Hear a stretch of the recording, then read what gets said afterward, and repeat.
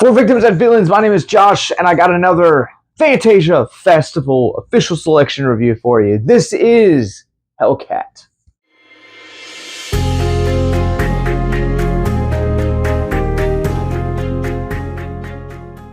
It tells the story of a young woman who gets kidnapped under mysterious circumstances, and as the reasons for those circumstances come to light, the weirder it gets. So there are two things that happen every Fantasia Fest for the last 3 or 4 years, and it never, ever ceases to amaze me. There are two things. One, I will either have one of the selections that I end up watching that year either end up in my top 10 films of the year, or very much near it, maybe considering an honorable mention. And then I will have a film that will end up in my bottom 10 films of the year. The worst of the worst.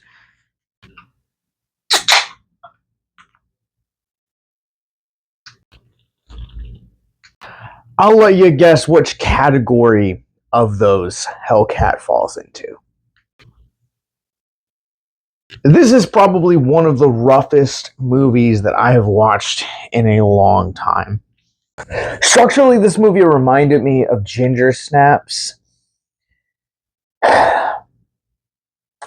but its delivery reminded me of Lee Winnell's Wolfman from earlier this year.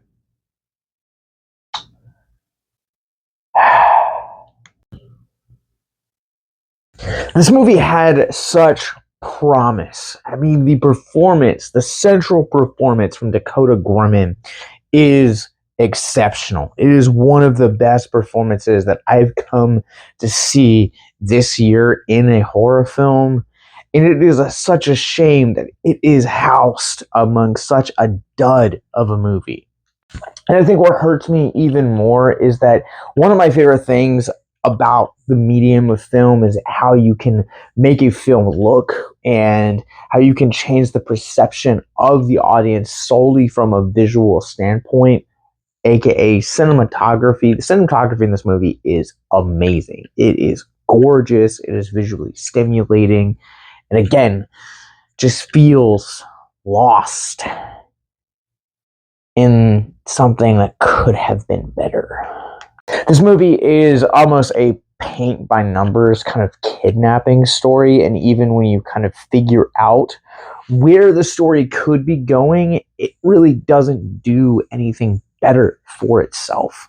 There is a moment in the first act of this movie where I made a prediction and I was about 90% right. And that bothered me the entire rest of the movie because this movie just feels so generic in so many ways. And it hits on every single kidnapping or home invasion subgenre trope.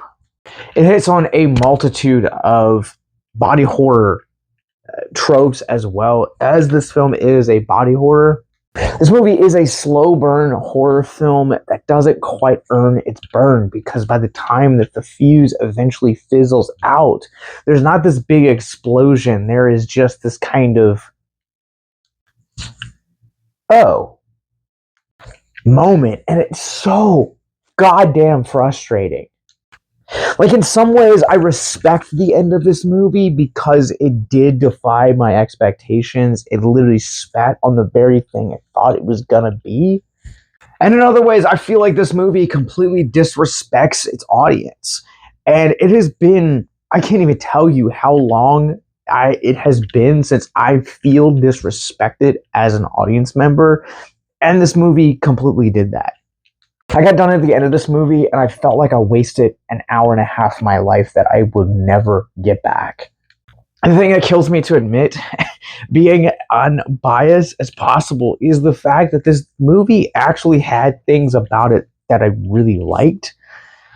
And again, it just leaves me so baffled and I'm so jarred by the experience that is Hellcat. I've already talked about Gorman's performance. I've talked about the cinematography. And truth be told, there is no bad performance here. There's nothing Every performance is really good here from the entirety of this small cast. But it's the narrative decisions, the pacing of this movie, everything else that surrounds what little redemption this movie actually has that just makes me so confused and quite literally just straight up baffled that you could have things this good and something this bad.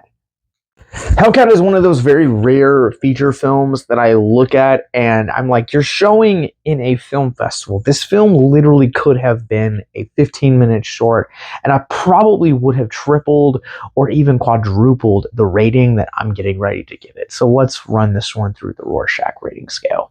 I'm going to go ahead and give Hellcat a 1 out of 5.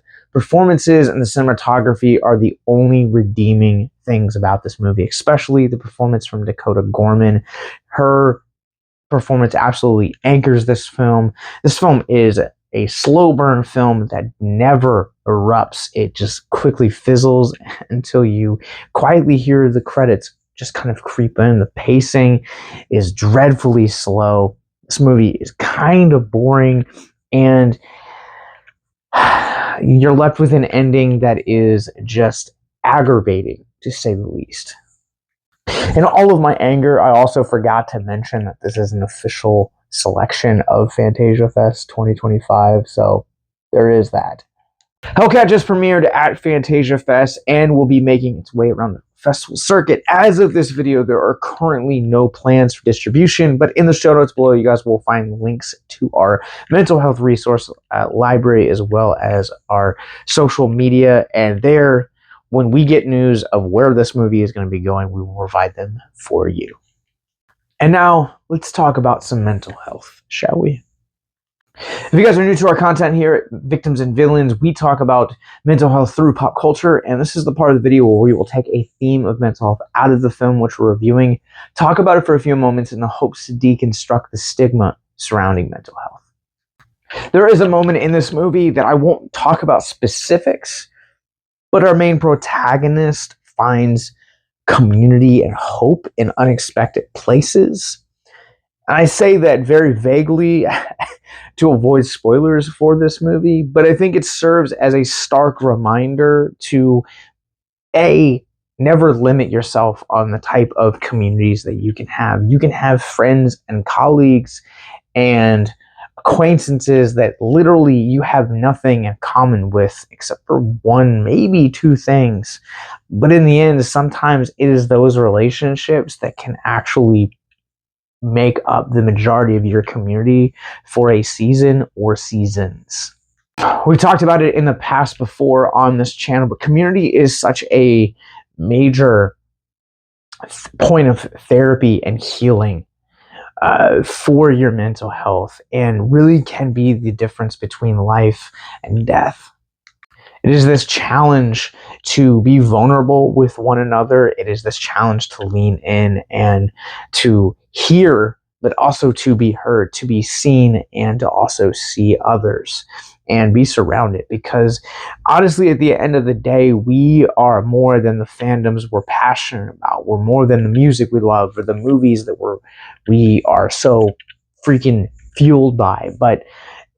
Or video games or anime or whatever your fandom is, at the end of the day, you are more than just that. You are feelings and emotions and sadness and happiness, joy and anger, and that list goes on and on and on. We need community to lean into, to be reminded that we are not alone, that we do have people that actually care about us, B, that are always going to be here to listen when we need to talk, when we need to vent, when we need advice. And honestly, even if you don't have access to therapy or other resources, which shout out, there are mental health resources in the library in the show notes below. They can truly be the therapy when you don't have access to it. They can be a great resource for your thing. Plus, they also challenge us to laugh more. They challenge us to love. They challenge us to cry. They challenge us to get out our emotions in really healthy, positive manners. So your challenge today is to tell someone that you love them and that you're glad that they're here. And don't limit yourself on where community comes from. Community can come from the most unexpected places, whether it is the internet or at the grocery store or a bar or going to get CDs or DVDs or whatever you're into. So if you're someone you know is struggling with suicide, addiction, self-harm, or depression, click the links in our show notes below to check out our mental health resource library. Hellcat is an official selection of this year's Fantasia Festival. You guys can find more information on this year's festival and their selections and their synopsises in the show notes below, along with our links to our mental health resource library, social media, more movie reviews like this, links to our podcast network, how to support us financially, as well as that subscribe button. So until next time, remember to keep it classy, keep it spooky. Have a great night.